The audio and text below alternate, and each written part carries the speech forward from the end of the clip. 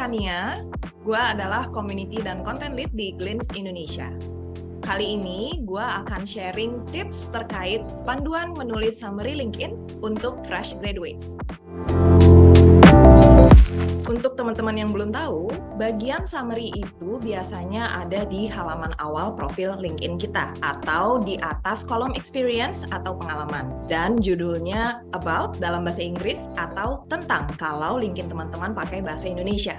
Ngisi bagian about atau tentang di LinkedIn itu penting banget dilakuin oleh siapapun termasuk kamu yang pakai LinkedIn untuk mencari kerja. Kenapa? Analoginya kayak kita lagi kenalan sama orang baru. Bagian tentang itu seperti interaksi awal kita dengan orang tersebut yang akan sangat menentukan kesan pertama atau impresi pertama mereka dan akan menentukan juga nih apakah mereka akan mau mengenal kita lebih lanjut. Kalau dalam pertemuan langsung, kesan pertama itu sangat tergantung oleh gimana kita mengenalkan diri, bagaimana gestur tubuh kita saat berinteraksi atau berkomunikasi, juga intonasi kita saat bicara. Sedikit banyak karakter kita sudah bisa terlihat dari situ. Nah, bedanya di LinkedIn hal-hal tersebut hanya bisa terlihat atau nampak di deskripsi diri yang formatnya teks yang kita tulis di profil LinkedIn kita. Lewat deskripsi itu, kita tuh pengen orang lain bisa tahu siapa sih kita dan apakah kita berpotensi cocok sama mereka. Di sini berarti kita sebagai calon kandidat yang mereka cari. Jadi, gue bisa bilang kalau bagian tentang atau ringkasan diri itu adalah pitch awal kita, kesempatan emas kita untuk menarik perhatian rekruter supaya mereka mau mengontak kita atau membaca informasi lainnya tentang diri kita. Oke, sekarang kita coba mulai bahas unsur-unsur basic atau yang dasar. Ini sering banget jadi dilema dan jadi salah satu pertanyaan yang muncul. Pertama, lebih baik pakai bahasa Indonesia atau bahasa Inggris ya? Pemilihan bahasa untuk menulis ringkasan diri di LinkedIn memang sangat tergantung oleh industri yang kamu sasar atau targetkan. Kalau kamu ingin bekerja di perusahaan multinasional, perusahaan tech, atau startup, lebih baik menggunakan bahasa Inggris. Kenapa? Ini sebenarnya lebih untuk menyesuaikan dengan kebutuhan industri atau perusahaan yang kamu targetkan. Contoh, kalau kamu ingin masuk ke industri tech atau perusahaan multinasional misalnya, besar kemungkinan kamu akan berkolaborasi dengan rekan kerja yang tidak hanya berasal atau berada di Indonesia, tapi di negara-negara lain. Umum banget soalnya untuk perusahaan startup, perusahaan tech, atau multinasional punya karyawan yang tersebar di berbagai negara. Jadi, kemampuan berbahasa Inggris itu akan diperlukan sebenarnya untuk mastiin tiap karyawan bisa berkomunikasi tanpa hambatan. Contoh simpel banget nih, bayangin ada pengumuman satu company atau satu perusahaan untuk semua karyawan di semua negara. Pastinya akan dilakukan dalam bahasa Inggris. Nah, otomatis tiap karyawan diharapkan bisa memahami isi dari komunikasi atau pengumuman tersebut. Intinya, kamu perlu tahu banget industri apa yang kamu pengen masuki atau kejar dan tentukan bahasa yang akan kamu pakai untuk nulis ringkasan diri atau summary dari situ. Penggunaan bahasa Inggris di sini bukan berarti kamu akan perlu berkomunikasi dengan rekan kerjamu sehari-hari pakai bahasa tersebut, tapi sebenarnya jadi bahan pertimbangan tambahan untuk rekruter saat mereka menilai tingkat familiar atau fasih atau tidaknya kamu dalam berbahasa Inggris. Ini balik lagi karena menyesuaikan dengan kebutuhan perusahaan mereka. Kalau udah tahu mau pakai bahasa apa, berikutnya nih mungkin jadi salah satu pertanyaan bagi teman-teman fresh graduates juga, yaitu soal gaya bahasa yang kita pakai. Harus seberapa formal sih untuk menulis ringkasan diri atau summary di LinkedIn? Nah, sebelum menentukan gaya bahasa mana yang cocok, kita coba lihat dulu prinsip dasarnya. Kalau ngomongin LinkedIn, tujuan utama pakai platform tersebut kan biasanya ada dua. Yang pertama, cari kerja. Yang kedua, menjalin networking di dunia profesional. Beda nih sama tujuan kita pakai media sosial yang lainnya. Misalnya, Instagram, Twitter, TikTok, tujuannya kan rata-rata untuk terhubung sama keluarga, teman, temannya teman baru, dan lain-lain. Itu pertama soal tujuan. Yang kedua, lanjut nih ke audiensnya. Audiens di LinkedIn itu sifatnya lebih spesifik. Tapi di sisi lain, audiens buat profil LinkedIn kita itu sebenarnya lebih besar. Karena kenapa? Kita pengen perusahaan, hiring manager atau user, termasuk recruiter, ini orang-orang yang kita tidak kenal sama sekali. Kita berharap mereka tuh bisa menemukan profil kita dan tertarik untuk menghubungi kita setelah ngeliat halaman profil atau ringkasan diri kita. Nah, kalau udah dapet gambaran besar di atas tadi, harusnya jadi lebih gampang ya untuk ngebayangin siapa aja sih yang bakal mampir ke halaman profil LinkedIn kita. Terus coba bayangin deh, skenario yang mungkin terjadi di kehidupan nyata. Saat kita bertemu dengan orang baru atau let's say recruiter, user, bahkan calon klien, kira-kira gimana ya gaya bahasa yang kita pakai saat kita berkomunikasi sama mereka secara tatap muka nih? Pastinya, cara kita berbahasa akan beda banget nih dengan kalau kita lagi ngobrol sama teman sendiri. Kita mungkin akan pakai bahasa yang lebih sopan, kata-kata yang lebih jelas, bukan istilah-istilah slang. Walaupun nggak berarti cara kita ngobrol atau cara kita ngomong itu harus menggunakan gaya bahasa yang formal banget. Kenapa? Kita coba bahas sedikit ya pengertian dari ragam bahasa formal. Gaya bahasa ini biasanya digunakan untuk kepentingan resmi atau formal. Contoh surat dinas, acara instansi, acara sekolah, atau lainnya yang sifatnya formal. Contoh yang mungkin kalian sering dengar tuh kayak gini, contoh kalimatnya. Bapak Ibu dihimbau untuk berkumpul di ruangan A pada pukul 13.00. Itu contoh ragam bahasa formal. Dan ini tuh bukan gaya bahasa yang kita perlukan buat konteks ringkasan diri di LinkedIn. Yang kita perlukan itu hanya menggunakan bahasa yang baik dan benar. Nah, itu prinsipnya. Jadi kita bisa pakai bahasa baku tanpa harus membuatnya terdengar sangat formal atau kaku. Mungkin teman-teman bisa lihat contoh berikut ini ya. Contoh A, ini adalah penggunaan ragam bahasa formal. Saya adalah seorang mahasiswa tingkat akhir yang memiliki keterampilan dasar di bidang digital content, manajemen proyek, serta manajemen komunitas. Hal ini dapat saya raih berkat pengalaman saya aktif berorganisasi selama 4 tahun tercatat sebagai mahasiswa Fakultas X, Universitas Y. Contoh B, ragam bahasa baku tapi tidak terlalu formal. Pengalaman aktif berorganisasi di kampus selama 4 tahun telah membantu saya menguasai keterampilan dasar di bidang digital content, manajemen proyek, dan manajemen komunitas. Tidak ada yang salah dengan contoh kalimat A. Kalimat ini dibuat dengan gaya bahasa yang lebih formal, seperti terlihat pada strukturnya, juga pemakaian beberapa kosakata di dalamnya. Tapi, kita bisa mengubah kalimat A jadi lebih efisien dan tidak terdengar kaku, tanpa menghilangkan inti pesan atau gagasan utamanya, yaitu keterampilan apa saja yang dimiliki oleh orang ini, dan dari mana dia mendapatkan keterampilan atau skills tersebut. Hasilnya ada di kalimat B, yang tidak menggunakan bahasa formal, melainkan bahasa yang baku tapi lebih santai untuk dibaca. Jadi, prinsip dasarnya adalah pakai bahasa yang baik dan benar sesuai kaidah berbahasa tanpa harus membuatnya terkesan kaku. Poin berikutnya juga sering jadi pertanyaan nih, soal pakai perspektif orang pertama. Jadi misalnya, saya adalah content writer atau menggunakan perspektif orang ketiga, jadi menyebutkan namanya nih. Contoh, Kania adalah seorang content writer. Lebih baik yang mana ya? Sebenarnya nggak ada yang salah dengan perspektif orang pertama, saya atau I dalam bahasa Inggris, atau ketiga, he, she, atau nama, dalam menulis ringkasan diri di LinkedIn. Tapi untuk konteks LinkedIn atau bahkan CV pada umumnya, akan lebih baik pakai sudut pandang orang pertama karena meninggalkan kesan yang lebih kuat dan dekat.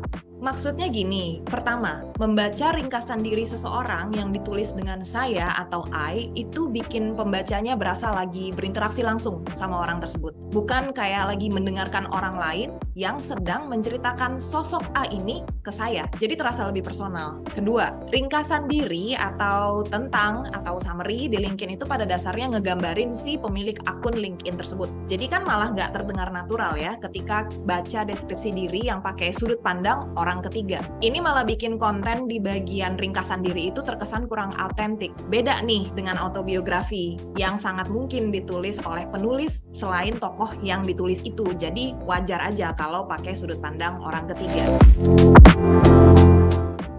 Sekarang kita bahas format penulisan. Sebaiknya dalam bentuk pointers atau paragraf dan seberapa panjang ya. Menulis bagian tentang di LinkedIn sebaiknya menggunakan paragraf karena beberapa alasan berikut nih. Pertama, saat pertama mengunjungi halaman profil LinkedIn kita, orang-orang atau visitor atau recruiter itu cuma bisa ngebaca beberapa baris awal dari ringkasan diri kita. Umumnya sih cuma 300 karakter pertama yang muncul. Ringkasan diri yang ditulis dalam bentuk paragraf akan ngasih ruang lebih nih untuk kita nampilin informasi terpenting di beberapa baris awal. Yang kedua, format paragraf cenderung lebih hemat tempat ketimbang pointers yang bikin pembaca harus scroll down atau scroll ke bawah untuk nemu informasi lanjutan atau informasi lainnya. Selain itu, paragraf juga memudahkan kita dalam membangun alur story atau cerita untuk ringkasan diri kita.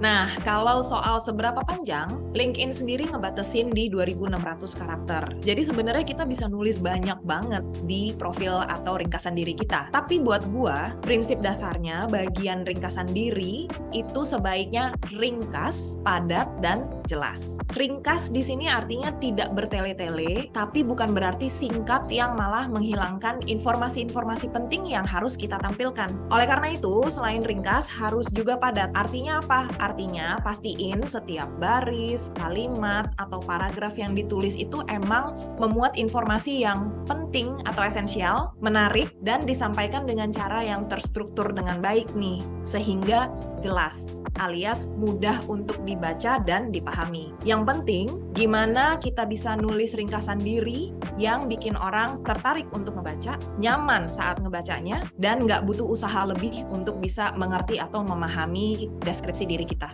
Soal cara penyampaiannya, emang lebih baik kalau deskripsi diri kita itu punya alur yang baik. Alur di sini artinya gimana kita bisa merangkai bermacam informasi penting soal diri kita untuk ngebangun sebuah cerita tentang siapa sih kita atau individu seperti apa sih kita ini. Nah, ini nih prinsip dasar storytelling. Jadi storytelling itu gunanya bukan untuk nentuin panjang pendek deskripsi atau teks yang kita tulis, tapi lebih ke gimana kita ngejahit informasi-informasi tentang diri kita menjadi sebuah deskripsi yang jelas, padat informasi, sekaligus menarik atau bikin orang betah ngebacanya. Tips dari gua untuk nulis ringkasan diri di LinkedIn. Yang pertama, pastikan untuk nampilin informasi yang paling penting itu di bagian awal atau di bagian paling atas. Kenapa? Karena bagian itu yang bakal nentuin nih, apakah orang lain, baik itu recruiter, user, atau hiring manager, akan lanjut ngebaca ringkasan diri kita di bawah-bawahnya. Kedua, pecah ringkasan diri kita ke dalam beberapa paragraf yang ringkas dan pastikan tiap paragraf itu punya gagasan utama yang jelas. Misalnya, paragraf pertama memuat tentang keterampilan atau skill set, kompetensi, dan minat atau interest. Terus paragraf kedua memuat prestasi, pencapaian, atau dampak yang kita pernah berikan atau kita dapatkan. Lalu paragraf ketiga memuat aspirasi yang kita miliki. Urutannya bisa dibolak-balik, tergantung mana yang kita mau tonjolin dan kita yakini itu bisa ngebedain kita dari kandidat yang lain.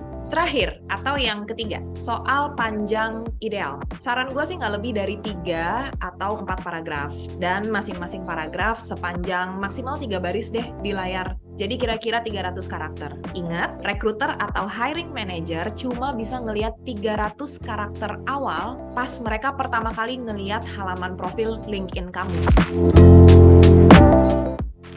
Bagi teman-teman mahasiswa yang baru lulus atau belum punya pengalaman kerja, kamu bisa coba macam-macam angle nih atau sudut pandang dalam menulis ringkasan diri di LinkedIn. Garis besarnya sebenarnya pastikan ringkasan diri kamu memuat beberapa hal seperti 1. Ketertarikan atau minat atau interest. 2. Keterampilan utama atau skills. Dan ketiga, pencapaian atau kalaupun tidak ada, kamu bisa tulis pengalaman berorganisasi atau pengalaman magang yang kamu bisa sambungin nih sama keterampilan atau skills yang kamu kuasai dan menurutmu paling relevan dengan bidang yang kamu mau kejar. Kalau skills-nya banyak, gimana? Nah, ini kembali lagi ke bidang apa yang kamu ingin kejar atau skills mana yang menurut kamu paling menonjol dari diri kamu. Saran gue, fokus ke skills atau keahlian yang sesuai dengan apa yang dibutuhkan industri, termasuk apa yang dicari industri juga. Semakin fokus dan relevan dengan kebutuhan bidang pekerjaan tersebut akan semakin baik. Jadi kuncinya, kata kuncinya tuh ada di relevansi, bukan di kuantitas atau jumlah. Selain itu, kamu masih punya ruang kok untuk ngasih rincian skills yang lebih detail di kolom skills atau keahlian di profil LinkedIn kamu. Jadi fokus aja ke keterampilan utama yang kamu lihat relevan dengan kebutuhan industri dan pekerjaan, juga kelebihanmu dibanding kandidat lain. Tambahan, selain 3 hal yang harus ada di dalam ringkasan diri kamu tadi, kamu juga bisa loh nambahin beberapa hal lain. Contoh, aspirasi atau nilai atau mungkin prinsip utama yang kamu percaya gitu ya. Contoh nih, kamu punya aspirasi untuk bikin produk digital lebih mudah digunakan oleh siapapun. Jadi kamu pengen meniti karir di bidang product development. Itu contoh pertama. Kita ngomongin soal aspirasi kamu. Contoh berikutnya, kamu punya aspirasi untuk berkontribusi terhadap dunia pendidikan karena kamu percaya hal tersebut akan ngebantu murid-murid atau mahasiswa lebih mudah untuk ngedapetin pekerjaan dan lain sebagainya. Jadi hal-hal seperti itu juga bisa kamu tampilin di ringkasan diri kamu. Ngomongin angle, tergantung poin mana yang kamu lihat paling sesuai dengan dirimu. Tadi kan kita bahas ada 3 poin ya. Yang pertama interest, yang kedua skills, yang ketiga achievement atau pencapaian prestasi. Kamu bisa pakai salah satunya untuk jadi angle utama ketika kamu lagi nulis ringkasan diri. Misal, kamu sudah pernah punya pengalaman magang atau berorganisasi yang memberikanmu bekal skills yang relevan dengan bidang pekerjaan yang kamu kejar. Nah, kamu bisa meletakkan paragraf yang menonjolkan skillsmu di paragraf pertama atau di bagian awal. Tapi kalau kamu rasa pengalaman yang kamu punya belum relevan dengan profesi yang kamu minati, kamu bisa mulai dari minat beserta aspirasi kamu. Sambil kamu juga bisa tonjolin tuh beberapa skills yang kamu pengen banget pelajari di dunia kerja nantinya. Seiring berjalannya waktu dan pengalaman kerja kamu nanti bertambah, kamu bisa banget ngubah susunan ringkasan diri kamu. Misalnya, mengawali ringkasan diri dengan beberapa pencapaian dulu nih, justru karena kamu sudah punya pencapaian di pekerjaan. Atau kamu mau mengawali ringkasan diri dengan kombinasi skills kamu yang udah makin luas dan menurutmu bisa menjadi poin unik dari diri kamu sebagai seorang talent atau kandidat. Yang paling penting itu adalah authenticity, alias seberapa otentiknya ringkasan diri kamu dan seberapa relevan ringkasan yang kamu bikin terhadap kebutuhan rekruter.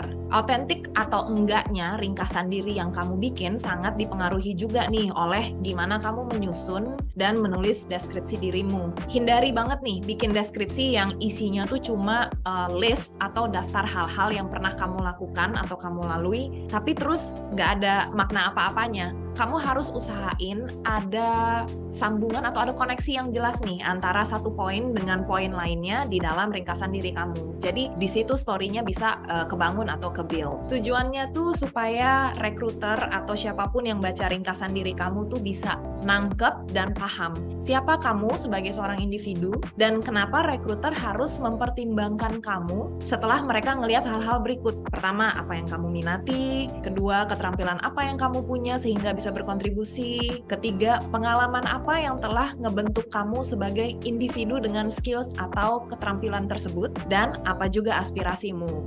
Tapi mungkin aspirasi bisa bersifat optional aja sih. Selain itu, jangan terlalu terpaku sama template atau contoh-contoh yang ada di internet. Gunakan template cuma sebagai referensi, tapi kamu harus fokus sama story yang kamu punya, yang kamu harus bikin. Pada akhirnya, menulis deskripsi diri itu menentukan story apa yang kita pengen rekruter atau orang lain tahu nih tentang diri kita dan potensi apa yang kita punya.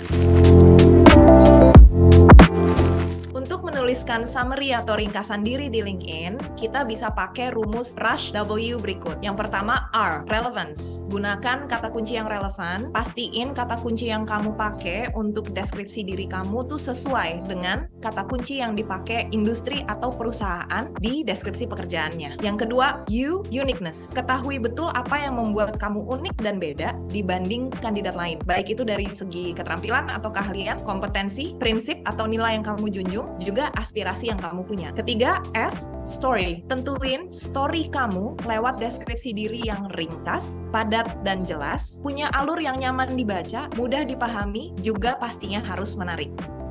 H, hierarchy, susun urutan deskripsi diri kamu dari informasi yang paling penting di atas dan pecah informasi-informasi tersebut jadi 3-4 paragraf dengan gagasan utama yang harus terlihat jelas di masing-masing paragraf. Terakhir, W, well research. Kamu harus riset supaya kamu tahu siapa audiens atau target industri atau bidang pekerjaan yang kamu sasar. Jadi, kamu bisa punya panduan yang jelas nih untuk nentuin informasi apa aja yang harus kamu muat di dalam ringkasan diri LinkedIn kamu. Thank you for watching. Jangan lupa like, subscribe, nyalain lonceng notifikasi, dan tonton video lainnya dari Glints. And good luck on writing your LinkedIn summary. Bye-bye!